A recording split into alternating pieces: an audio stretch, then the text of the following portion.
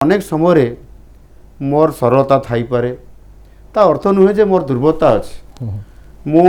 मोर leadership एवं मोर निष्पत्ति बहुत सठिक मार्ग रे जाए एवं मु कठोर निष्पत्ति भी नहीं पारे। गत सरकार समय आप देखिथे जितेबाला मु विरोधी दल मुख्य सचेतक थी अनेक समय मु विरोधी दल मुख्य विरोधी दल नेता हिसाब से काम करूली जदियो मु चीफ व्हिप थी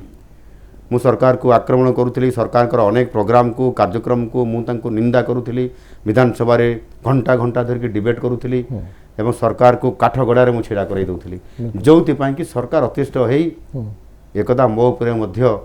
बम्बिंग करी मते मारिदेवाई योजना करथिला एणु जेतेबेले मोर सरलता सेठी मु देखे नाही लोकंकर जोठी समस्या अच्छी लोकंकर समस्या पाई लोक मते प्रतिनिधि करी पठेइछंती मते विरोधी दल भूमिकार दायित्व देइछंती सारा ओडिसार दायित्व मोर अछि मु ताकू निर्वाह करिवि कौन सी परिस्थिति रे चापरे मु काम करे नाही मु फुल निज दम रे काम करे एवं सेथि पाई मु कौन सी प्रकार भयभीत हुए नाही। ये गोटे जटिल पदवी सब बड़े टेंशन भी रहिबो आपन जने सरल मनीष ए सरलता को लेकरी केबे माने आपण गर्व अनुभव करंती ना बेले अनुताप भी करंती? निश्चित भाव रे मो सरलता को लेकरी मु गर्व अनुभव करे। मु गोटे साधारण आदिवासी परिवार रु आसीछि गोटे केन्दुझर भलिया उपांत अंचल रु आसीछि जोठी विकासर अपहंच अनेक जगार अच्छी किंतु ये सरलता को लेकरी ओडिशा को आग को जाई हेबो नाही किछि करी हेबो किंतु मिशन को सफल नेतृत्व करा जाई परिबो नाही एणु अनेक समय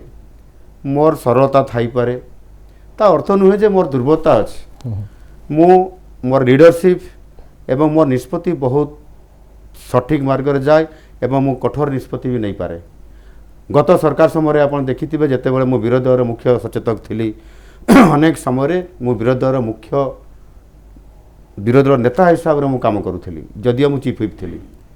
मु सरकार को आक्रमण करूली सरकार अनेक प्रोग्राम को कार्यक्रम को मुझे निंदा करूली विधानसभा घंटा घंटा धरिकी डिबेट करूली एवं सरकार को काठ गड़ार मुझे छिड़ा कर दूसरी जो कि सरकार अतिष्ठ हो एकदा मो उपरे बम्बिंग करी मते